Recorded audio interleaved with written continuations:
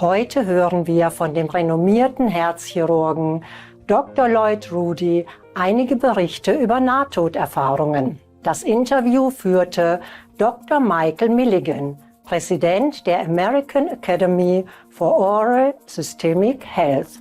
Dr. Rudy erzählt nun von einer Begegnung mit einem Patienten, der eine orale Infektion hatte, die zu einer Nahtoderfahrung führte. One of my junior partners was on call, and he had to do an emergency valve resection. Once we were able to accomplish the repair of the aneurysm and the replacement of the valve, we could not get the person off of the bypass. Every time the 4 or 5 liters of blood that we were pumping around his body, we would reduce down to 2 or 3, he'd begin to weaken and his blood pressure would go down and so on. To make a long story short, we simply couldn't get him off the heart-lung machine. Finally, we just had to give up. We just said, we cannot get him off of the heart-lung machine, so we're going to have to pronounce him dead. So we did that. And so the anesthesiologist turned his machine off, and the bellows that were breathing for the patient stopped. That machine was quiet.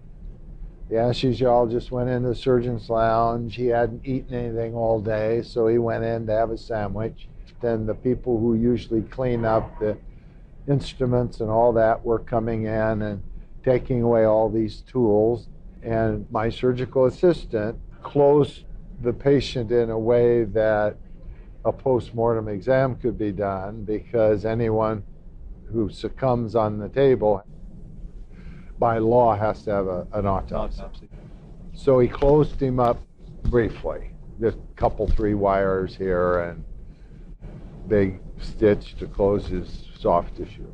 The assistant surgeon and I went in and took our gowns off and gloves and masks and things, and came back, and we were in our short sleeve shirts, and we were standing at the door discussing if there was anything else we could have done, any other medicines we could have given to have made this a success.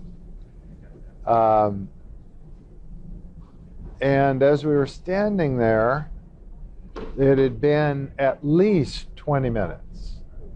Now, I don't know this exact time sequence, but it was close to 20, 25 minutes that this man recorded no heartbeat, no blood pressure, and the echo showing no movement of the heart, just sitting there. And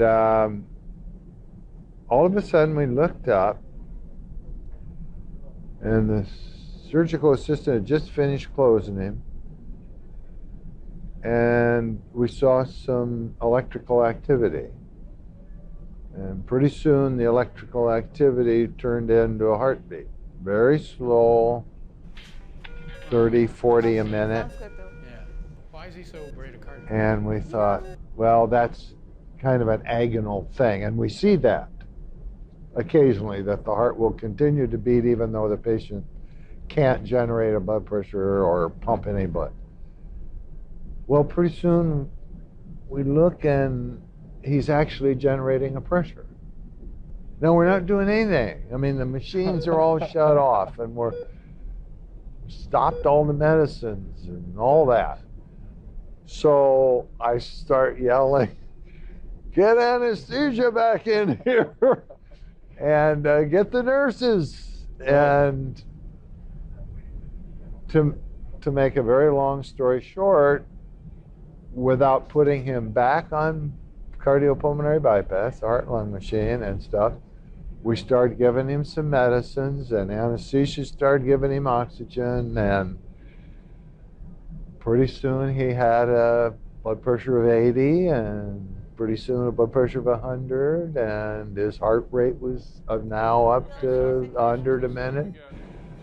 He recovered and had no neurologic deficit. And for the next 10 days, 2 weeks, all of us went in and were talking to him about what he experienced, if anything. And he talked about the bright light at the end of the tunnel, as I recall, and so on. But the thing that astounded me was that he described that operating room floating around and saying, I saw you and Dr. Catania standing in the doorway with your arms folded talking. I didn't know where the anesthesiologist was, but he came running back in. And I saw all of these Post-its sitting on this TV screen. And what those were any call I got, the nurse would write down who called and the phone number and stick it on the monitor, and then the next Post-it would stick to that Post-it, and then I'd have a string of Post-its of phone calls I had to make. He described that. I mean, there's no way he could have described that before the operation because they didn't have any call, right? And he's sitting on, And he's he's lying on the, so he must have been floating. He was up there. He described the scene, things that there is no way he knew. I mean, he didn't wake up in the operating room and see all of it. I mean, he was out, and was out for, I don't know, even a day or two while we recovered him in the intensive care unit. So what does that tell you? What does that tell you? Was that his soul up there? It always makes me very emotional.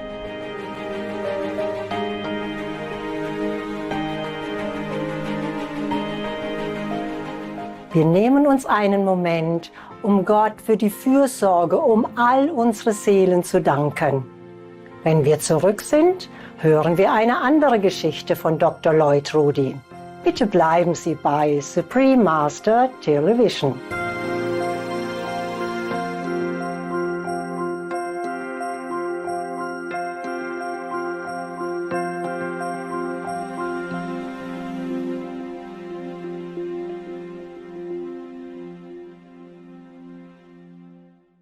Willkommen zurück zu unserer heutigen Sendung, in der wir gerade gehört haben, was Dr. Lloyd Rudy erlebte, als er versuchte, einen Patienten wiederzubeleben. Nun erzählt uns Dr. Rudy eine andere Geschichte, wo er eine besondere Anwesenheit in seinem Operationssaal gespürt hat. There have been other instances, like one other I remember so vividly, was a guy who was on anticoagulation, medicines that keep you from clotting. And I don't even remember the operation or whatever, but we had to do him right away. And you try and reverse that as much as possible, but it's impossible to completely do it. Right. And we were in there and we'd finished the surgery and we just simply could not stop this person from bleeding. Right. And we finally decided we're not going to be able to stop this bleeding. Right. And all of a sudden,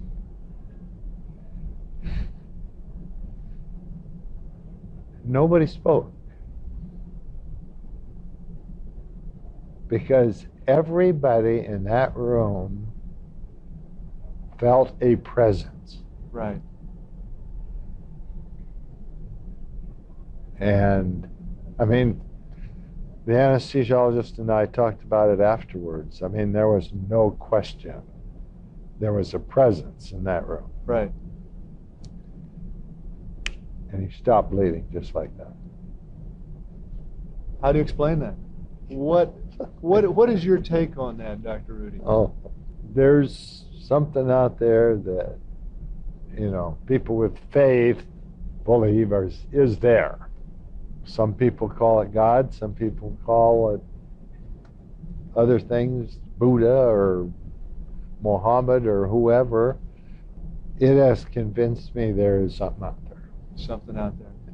It is so good of you to share this with people who don't get the opportunity to be at those near-death or post-death experiences? I don't know. It just convinces you that the strings are being handled up there somewhere. Absolutely. And it makes me very emotional.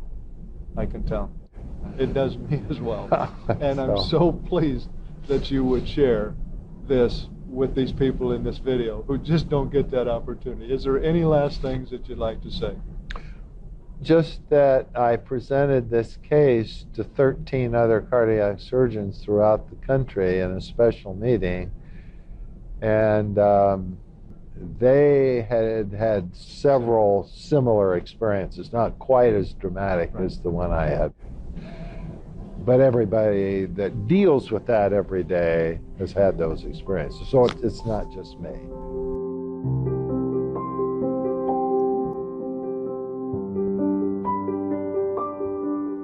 Liebe Zuschauerinnen und Zuschauer, es war uns eine Ehre, Ihnen heute von den Nahtoderfahrungen, wie sie von einem Herzchirurgen beschrieben wurden, zu berichten.